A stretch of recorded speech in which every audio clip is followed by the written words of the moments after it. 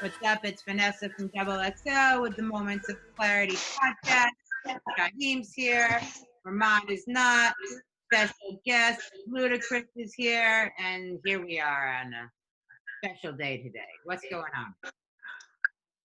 Chris, what up, bro? What's going on, man? I'm mad at that beach background, like y'all was just talking about. That's where I need to be right now. That's what I'm trying to put the energy out, so you feel like I'm there and you're jealous of me. Yeah, you living the life right now. I see what's going on. I'm going swimming after. I need a pina colada or something, man. I might go swimming in the middle of this. No. Yeah, so, I mean, the first question is, I saw you with your African passport. I'm ready to go. With all of this stuff going on right now in the U.S., I'm ready to go, man. Tell me where I need to sign up. It's funny because all the Ludacris fans are creating these memes that's basically saying, Ludacris, don't leave us here in the United States. You think he's slick, sis. They saying, when I move, you move. Just like that. So they thinking I'm just going to leave the United States and go to Gabon permanently. Which, I mean, I thought that was the African-American dream, right? You know what I mean? You look at Belly, you look at Nas. We all supposed to go back to the home continent and just move to Africa, bro. But I love having the dual citizenship. Man, it's an honor and a pleasure. It's the craziest thing in the world. It was definitely a surprise to me. And they've welcomed me with open arms, Shaheem. And I'm going to be honest, man, I'm already working on certain things to try and boost the economy and do my part in that particular country on the continent of Africa. Did they reach out to you, or did you reach out to them? Because, throughout your career, you always, bigged up Africa. I remember we did the MTV special where you went out to Africa. Then, of course, pimping all over the world. You said the best ladies are from Africa. You always bigged it up. But did you Bobby Mandela too? You say what? Yeah, Bobby Valentino, yeah. Yeah, he was in pimping all over the world, and you got to speak things into existence. I said that, and then years later, I married a woman from Gabon, Africa. So to answer your question, yeah, we was the first, I want to say first rap artist from America to shoot a video in Africa, the pimping all over the world, and that was Lil X that did it. So man, history has been made there. We were in South Africa, and now to bring it full circle, it was a surprise that my wife is the one who talked to the government in Gabon and got me the passport. She's the one who did it. So all hail due to Mrs. Bridges. So tell us about the country. What for someone who's never been there, and I don't know if I'll end up there, what am I missing? What's amazing about it? Tell me on the country. Yeah, it's like in terms of it's on the equator. We talk about Libreville, and it's known for its rainforest and just like the whole continent of Africa is known for so many phenomenal resources that are being used. And I can bring this full circle based on what's going on in the world of today. And I can tell you that obviously we're in a very crucial standpoint in the United States of America, and everybody's trying to figure out how we can somehow fight and go to war in a very strategic and smart way. And I will just say that there are a lot of things controlled on the continent of Africa by other countries, notably so certain countries in Europe. And so bringing all of this full circle, there are people that have come from Europe. There are people that can go back to Africa and start getting jobs in higher places and places of power and position, not just judges here and getting more jobs as police officers. But I feel like, do your research. I'm just trying to basically send a message to everybody to be strategic and smart, and let's continue to build our communities, because Gabon is known for a lot of phenomenal resources. And one of my jobs is to try and bring light to that and start to utilize some of that and bring it back to the community that was there in the first place.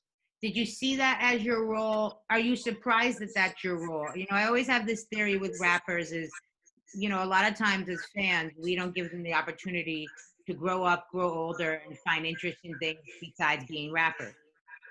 And did you always see your role in being interested in something like that and shedding light on it and the beauty of the natural resources of the rainforest and being something that was important to you?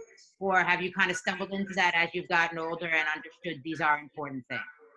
That's a good question. I think it's something that I kind of stumbled onto because, the capacity of me being able to give back has grown exponentially since I first came out.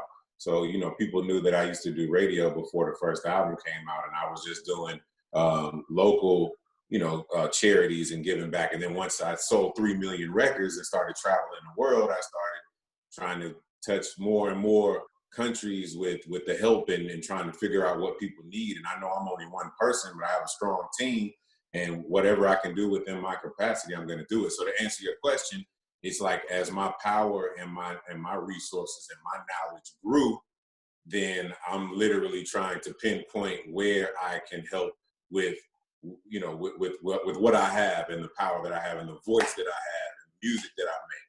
So that's basically one of those things. It wasn't like thought out that strategically from the beginning that I thought I would be helping out Gabon, Africa, let alone have a dual citizenship. So some of the things God is making the way for, and He's the one that's in charge. With dual citizenship, you don't have to answer, but do you get a house there? Do you have a house? Does that become your vacation spot? Does that become your second home? Like, do you literally start living there? So there is land that is potentially being given, but that all goes into knowing that we're going to bring more things to the economy. So right. And bring the value of the land up. So I'm good with answering any questions. I mean, listen, these are good questions. And yes, to answer your question, we are in the process of getting some land and me spending a certain amount of time there to try and do everything that I can to. Just by me putting that out on social media, you saw the amount of traction that it got. A lot of people, they don't name Gabon when you think about, you know, countries in Africa. They don't usually say that when you know right. about South Africa. You know, people know about Nigeria, you know about Ghana. So I've already brought awareness, and the economy is already starting to, you know, see the differences of me just putting it out there like that. Yeah. Yeah. No, I think that's great, man. Like more and more artists are getting into Africa and African heritage. Obviously, French Montana with his roots there. Akon, Styles P doing some stuff. I went to the festival with Jay-Z and Beyonce a couple of years ago. So I love it, man. Africa, that's our home, man. We definitely need to go there and explore it. You know, financially you could get there and withstand that long plane ride, but it's definitely some place people need to check it out. Especially because last year was the year of the return, and everybody went to Ghana. There were a lot of people, and I was one of those people, and I learned a lot that I didn't even know. So I visited the slave dungeons, and, you know, when we say the year of the return, when those slaves left that port or all these different ports along the western coast of Africa, they never thought that they were going to see home again. Yeah. And so through their ancestors, were able to come back. So I encourage everybody to go to Ancestry.com, figure out where you're from, because everything you just said is extremely important. And again, it goes full circle into what I'm talking about in terms of some people don't feel like they belong to go back to Africa. It's the exact opposite. That's where you belong. That's where your ancestors are. So we're fighting many wars, and we can do a lot if we do it together, period. So do your research. Yeah. Did you do the whole ancestry family tree? I did do that.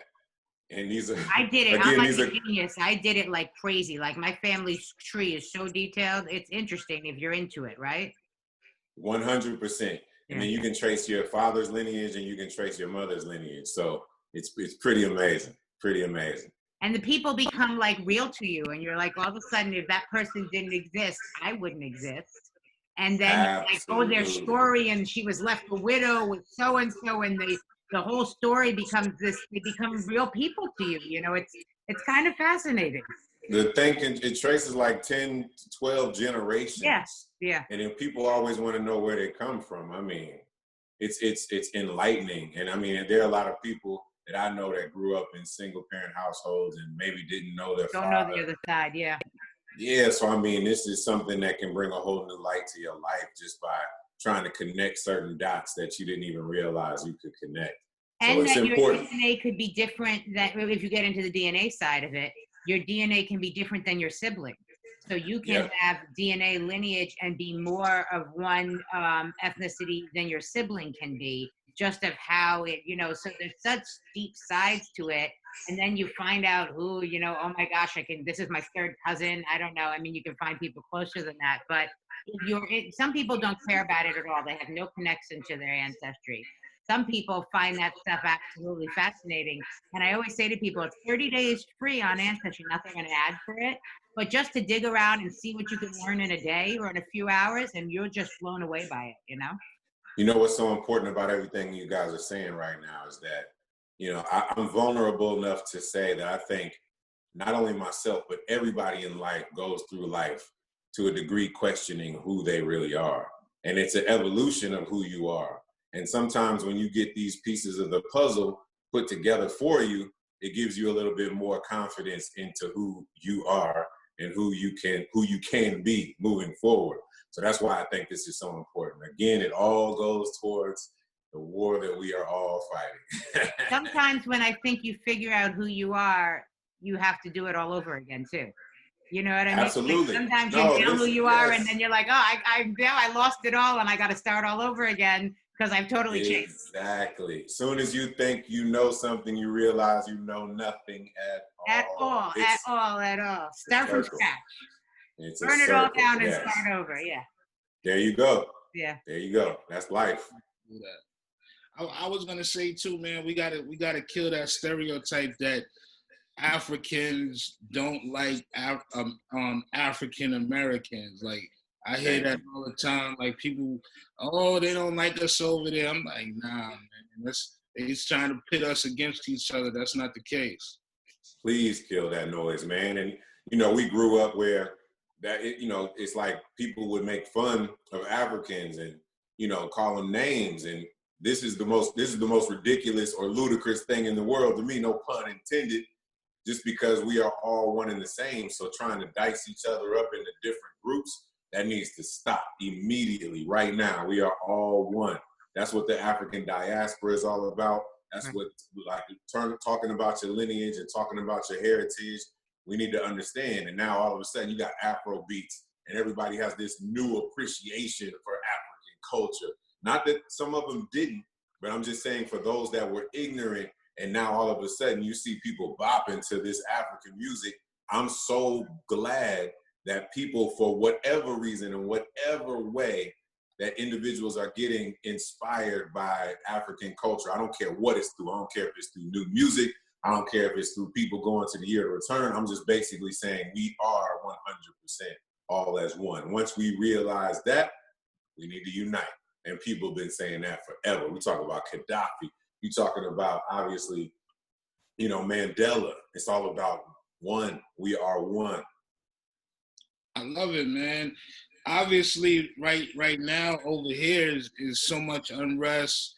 If anybody's watching the news in the past 24 hours, you see the riots going on, not just in Minneapolis, but in LA and Louisville, Kentucky. Union Square going on.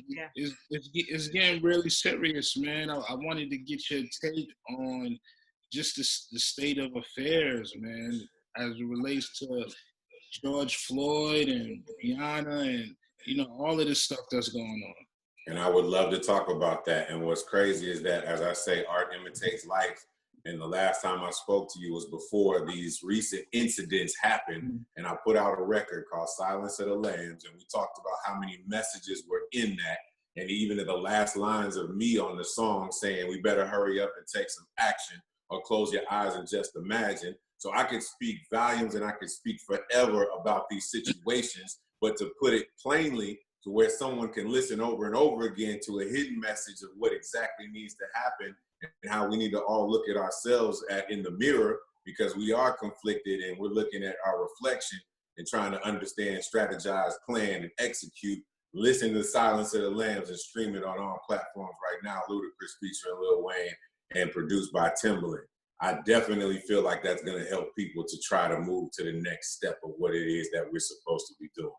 Obviously, you know how I feel about it. Mm-hmm. Yeah, I mean, I like that somebody like yourself speaks up, man. I think people gotta speak up, man. I was very encouraged. I saw one of your former co-stars, The Rock. He had such a great message on his Instagram last night.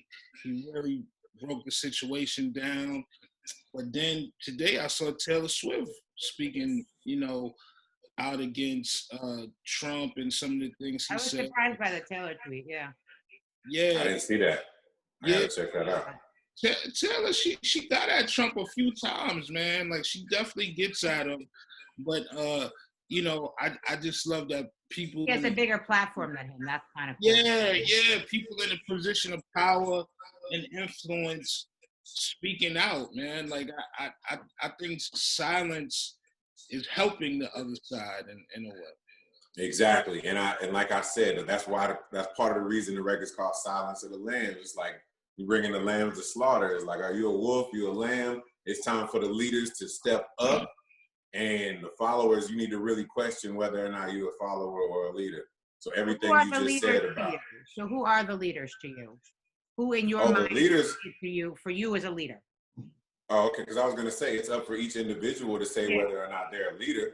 But the people, like you just talking about, the people that are being vocal, that aren't scared of backlash, that are really, truly expressing how they feel.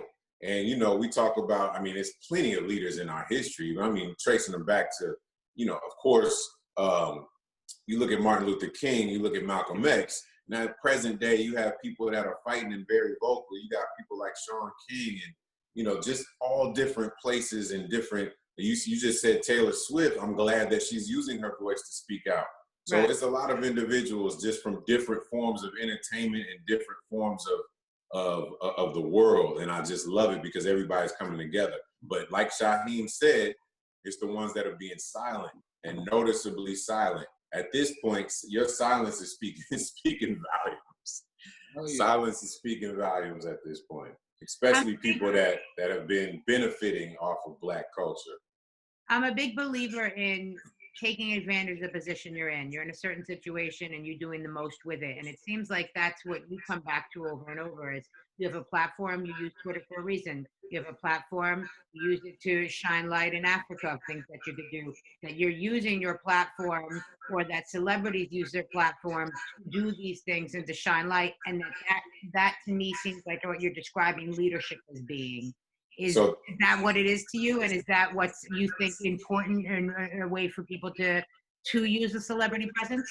Absolutely. They say with great power comes great responsibility. You hear it all the time. But I'm on multiple formats I'm trying to help out. And one of the ways that I feel like I'm going to invoke change is through this platform that I have called KidNation.com. And I just launched it and it has one video up, but it's basically a video talking about washing your hands.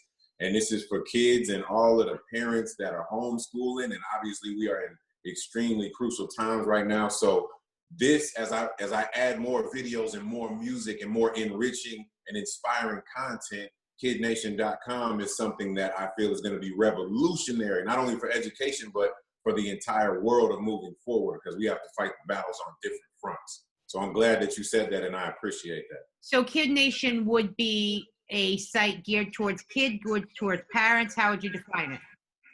It's geared toward kids and geared towards parents. It's going to help the parents because it's a safe zone for the kids to go to and to be able to learn different morals and things get embedded in their subconscious and in their conscious of all the things that they need to be learning if they haven't been taught, and just reinforcing positive, standards, everything from drinking water and eating vegetables and making sure that, talking about bullying and talking about science and things about just, making sure that we stay healthy and exercise and washing your hands, like everything positive that we want our children to know it's a safe zone.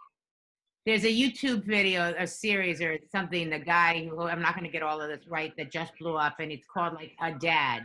And he just makes videos that a father would show the son. How to change a drain thing, how to unclog a pipe, how to change a pipe, whatever it is.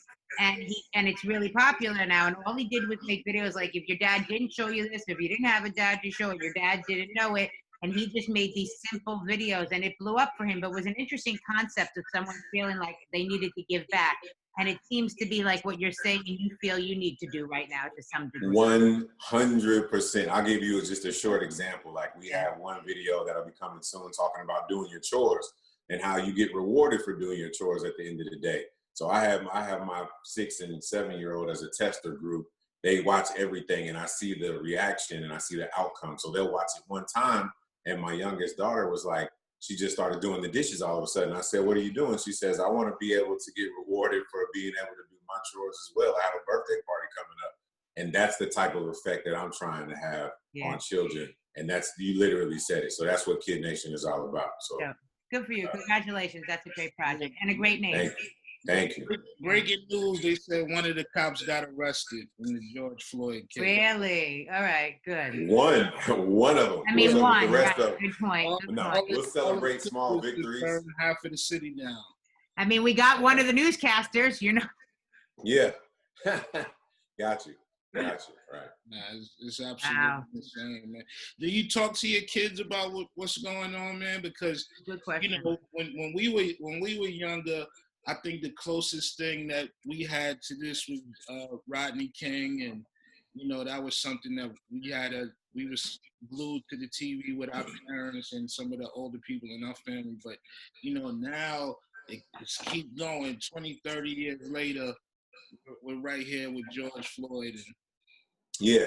So I have a daughter that's about to go to college, and I have a sister-in-law who's around the same age as her. I talk to them about it. I don't talk to my youngest yet, but we have conversations all the time. So I'm already in the mindset of having conversations of how they want to affect change in the world and what position they're going to, how they're going to utilize their strengths in order to be a positive effect or to be a force to be reckoned with to help fight this fight. Because again, it starts with ourselves. It starts with our community.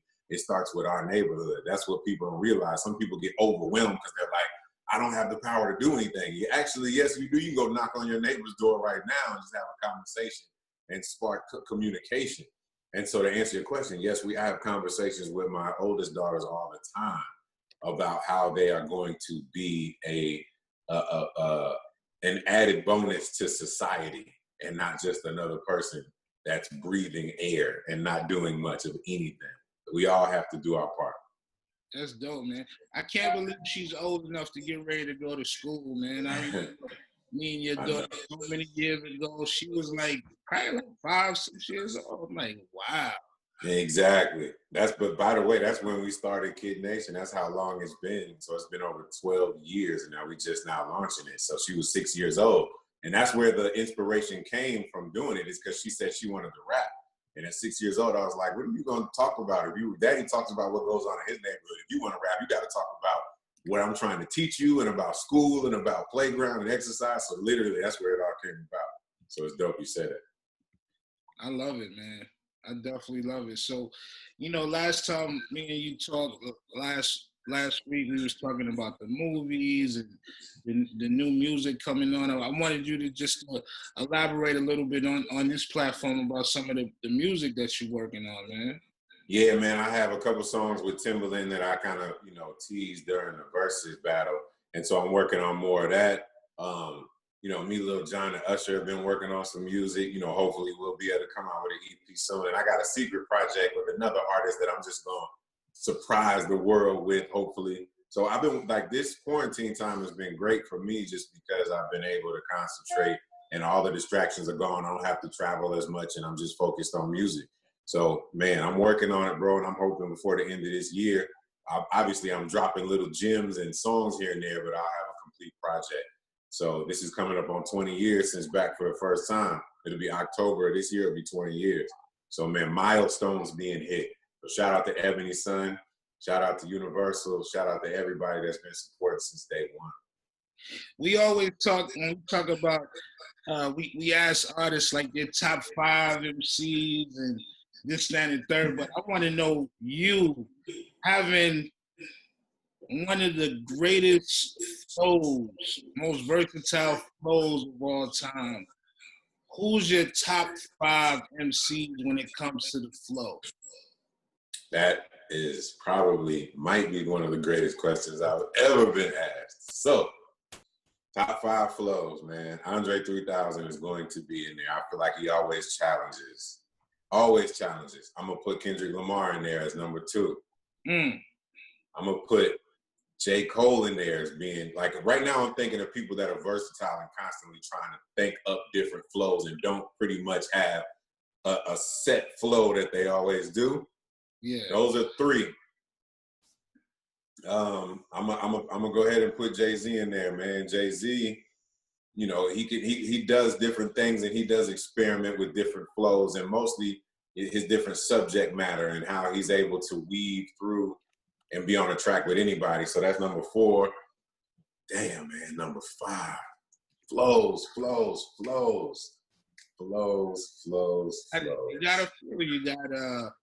You got a Weezy, you got a Eminem, So, you got Busta, you know. So I was honestly gonna put Lil Wayne.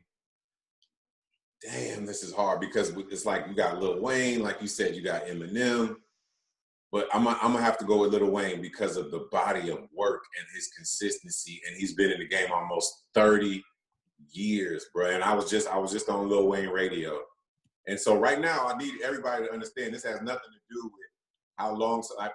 This has nothing to do with life or death or the living and because I love Tupac, I love Biggie, may they rest in power, and I love Big L. You know what I mean? Like he's one of the ones that I would say as well. But when we going back to what we're talking about, I'm just saying Lil Wayne in terms of the span and how long and how hard it is that people don't realize to be that versatile and continue reinventing yourself through almost 3 decades. That's a hard feat. So I'm gonna throw him in there too. So that was what I got. J. Cole, I got Kendrick, I got 3000, I got Wayne, and I had Jay-Z in terms of flows. That's an immaculate collection right there. That's the team. Yeah, man. One of the honorable mentions for Tupac and Biggie on that list. Oh yeah. But that's like I would have loved to. Like they put out so much phenomenal music while they were living, and I could only imagine what would have happened if they were still here in terms of them even switching it up and continuing to reinvent themselves. Forget about it. I think we would be voting for Tupac maybe in this upcoming election if he was still here. Absolutely. We would be voting. With you, man, a lot of people talk about the King of New York or the King of the South, obviously, to claim that. But at a certain point, man, you were the king of the guest feature. And I hold that to me is one of the MVPs of hip hop, man. Like when you getting a call from everybody from Sierra to Nas to all of these different people to jump on records. And you really saw that with the verses too, like when you said Kenya, like that was really it. When you really remember with the verses. They call it the Hot 16 Cameo King, but I like that. But go ahead. Okay, the Hot 16 Cameo King. I like that, man. And in hip hop, we've seen it. In different seasons, man. We've seen it with like Grand Poobah and Biggie and Hov, but Lil Wayne, of course, man. Wayne put in his work, man. Fabulous, Jadakiss, a lot of people, man. But what was it like for you at that certain point, man? Just getting calls from everybody to jump on records. Just trying to keep up, man. It was overwhelming at one point, but I loved the hustle. I loved the grind. I loved the challenge. And, in retrospect, I'm glad I was able to do that. There was a lot of artists, humbly speaking, I had to turn down. And for all respect due, I'm not going to name them right now. But you talking about some big artists only because my expectations of the song that I'm supposed to be on with them may have been higher than what they felt they were giving me at the time.